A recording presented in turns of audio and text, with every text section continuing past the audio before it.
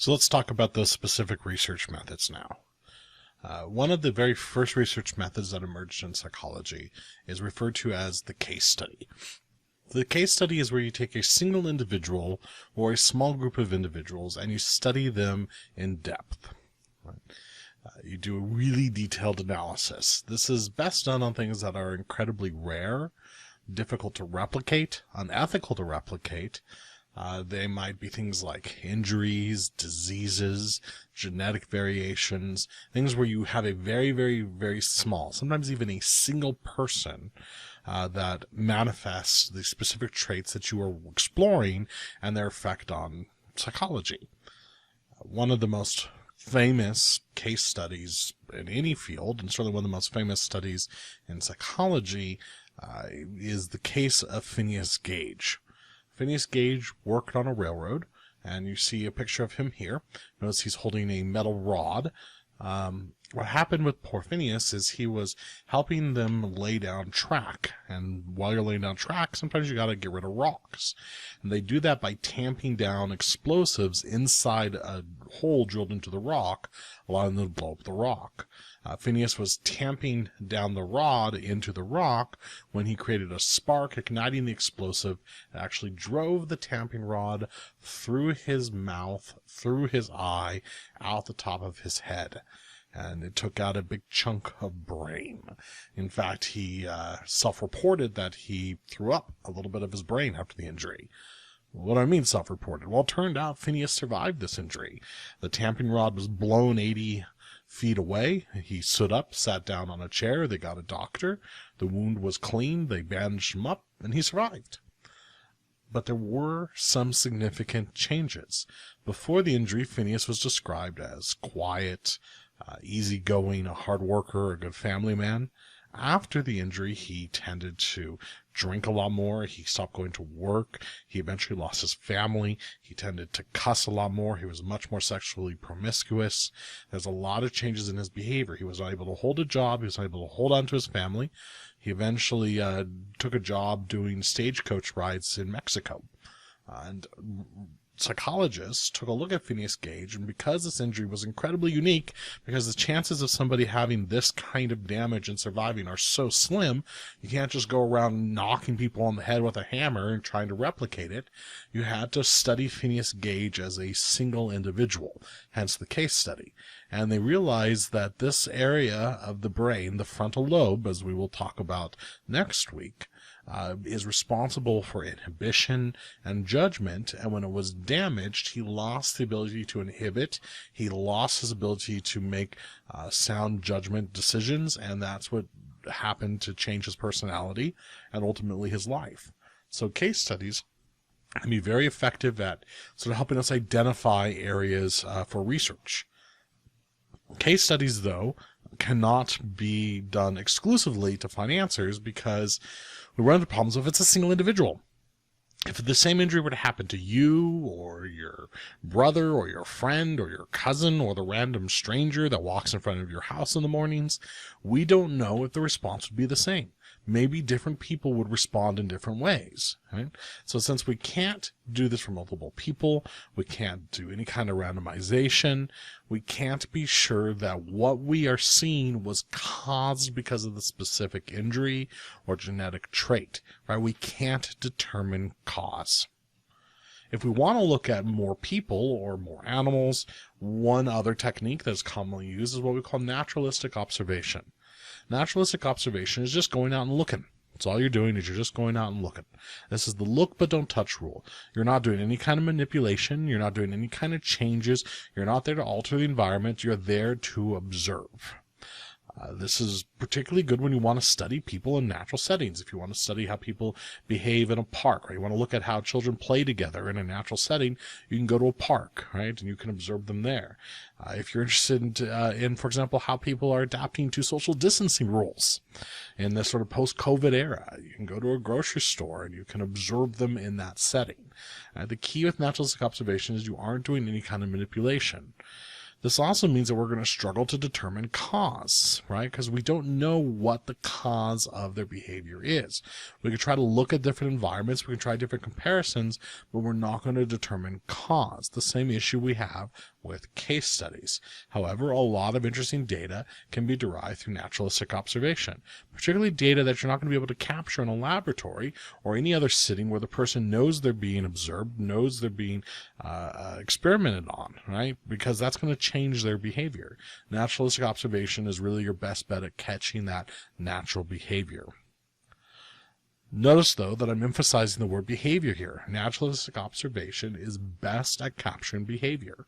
If we want to know what people are thinking, we're not going to really get that through naturalistic observation. In fact, we have no way to directly access people's thoughts. Really, our best way to access people's thoughts is simply to ask them. And psychologists do just that with the application of the survey. The survey is just going out and asking people what they're thinking, what they're feeling, what they're going to do, in an attempt to understand how people are responding to situations, thinking about situations, and trying to predict behavior. We're in the midst right now of political polling for presidential racing, right? And the whole point of the political polling is to use a survey to predict people's behavior come November.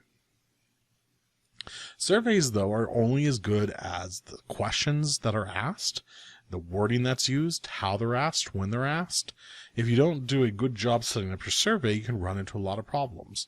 This is a famous picture of the Chicago Daily Tribune announcing that Dewey defeats Truman in the presidential election, when in fact Truman won soundly. The problem was the Chicago Daily Tribune used telephone surveys, and the telephone at the time was a brand new invention. That meant that only a small number of people had it. Early adopters to technology tend to be younger, tend to be more educated, tend to be living in large cities, more urban, tend to be on the coast, right? So rural, more poor, less educated Americans are less likely to adopt the newest technology the quickest. So if you simply do a survey of New York and California, you're going to get a very different result than if you do the whole Midwest part of the country, right? And so the Chicago Daily Tribune was right in the survey, right? The people they asked did vote for Dewey over Truman. But they didn't actually sample the population they were trying to draw a conclusion from. They sampled a different population. They sampled the number of people who had telephones rather than the total voting population. And that's the key part of a survey. We have to deal with this idea of a population. A population is a lot of people. If I wanted to know what men think about a particular issue, if I wanted to know how women would respond to a particular question, if I wanted to look at children in Texas versus children in New Mexico, that's a lot of people. I'm not going to be able to do that experiment. But we don't have to talk to all of them.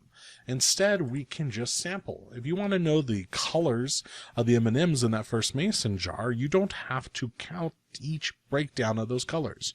You can get an idea of the representation, the percentage of each color, by taking smaller samples of it, as long as the sample is random. If the sample isn't random, our results are going to be wrong, right? They're not going to be reflective of the population. If I only sampled blue M&Ms, then the percentage of M&Ms in my samples is going to be 100% blue.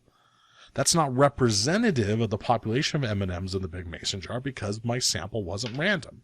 If on the other hand my sample is random, if there's nothing else that affects who gets selected other than random chance, my data is going to be much stronger. And that was the problem we had with the Dewey and Truman survey. Right? They sampled only people with telephones. We run into that now in surveys when we call people on landlines versus cell phones.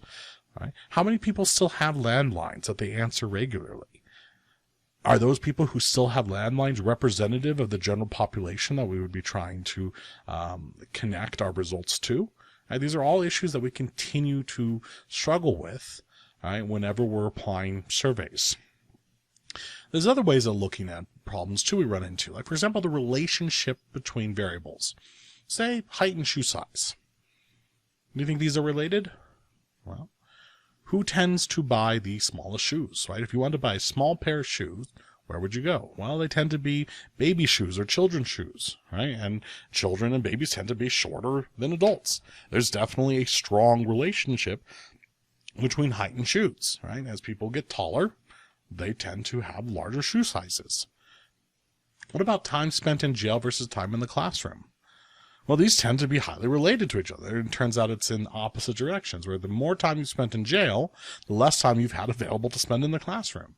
And the more time you've been in the classroom, right, you're in a classroom, you're therefore not in jail, right? So they are related in opposite directions. What about something like height and intelligence, right? Who's smarter, tall people or shorter people? Turns out, no relationship. This is what we call a correlation. A correlation study looks at how variables change in relation to each other. You can have a positive correlation where the variables change in the same direction. When one goes down, the other goes down. When one goes up, the other goes up. Negative correlation is when they both move in opposite directions. These are all correlations, right? The negative correlations are just as strong as a positive correlation. The negative and positive just refers to the direction. Here I have a strong correlation. I have two measurements, measure A, measure B. Measure A is the blue line, measure B is the green line, and asking, are they correlated? Well, the answer is yes, they're correlated at 95%. That's a huge correlation, especially considering the fact that this is real data, right? They're positively correlated, right? As green goes up, blue tends to go up. My question to you is, which is causing which to go up? Does measure A cause measure B to go up, or does measure B cause measure A to go up?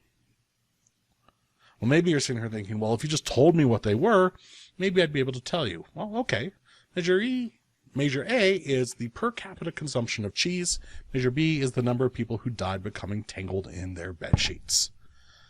So what's the cause? Does getting tangled in one's bed sheet cause somebody to consume cheese? Does consuming cheese cause people to become tangled in their bed sheets and die? Right? Well, this is what we call a superfluous correlation. Obviously, there's a correlation, but there's no cause between them. Right? There's something else that's driving it. Maybe it's just random chance. Maybe there's something else that's driving it. Like, for example, one of the best predictors of shark attacks is ice cream sales. Does that mean sharks attack when people eat ice cream because, your blood's so sweet? Well, no, right? Ice cream sales go up in the summer. You know what else is happening in the summer? People are on the beach. They're swimming in the ocean. The sharks are closer to the shore, right? So it's not that ice cream sales cause shark attacks or shark attacks cause ice cream sales to go up, right? It's that something else is driving that correlation. In this case, increased temperature or the season. You can also look at correlations where trying to determine cause in one direction or the other can be problematic. There's a long-standing research that has found that couples who have girls are more likely to get a divorce than couples who have boys. So married couples who have children and then get a divorce are far more likely to have a girl than a boy. So there's a correlation between having a girl and getting a divorce. And lots of people in psychology and sociology and economics have tried to break this down. Why? Why does having a girl cause couples to get a divorce? Right? They're saying that having a girl child causes the divorce. Right? They're making this mistake. In fact, research has now demonstrated that's the reverse. It turns out that couples that are highly stressed out and therefore likely to get a divorce can cause a lot of hormones and stress problems in the pregnant woman. And it turns out that female fetuses are more resilient in the presence of those stressors. So actually, moms who are highly stressed out and therefore more likely to wind up in a divorce situation are more likely to have their fetus survive that stress if it's a girl than if it's a boy. So actually, stress makes them more likely that a healthy pregnancy is a girl than a boy. So the cause is actually somewhat reversed. All this to say, again, that correlations are not effective at determining cause. And it's sometimes said that correlation does not mean causation. Just because two things correlate doesn't mean one causes the other. So far, none of what we've talked about, none of the techniques, none of the research methods we've talked about can determine cause. No cause and effect relationship. So that brings me up to the question is, do we even care about cause? Is cause even an important question? And if it is, how can we determine it?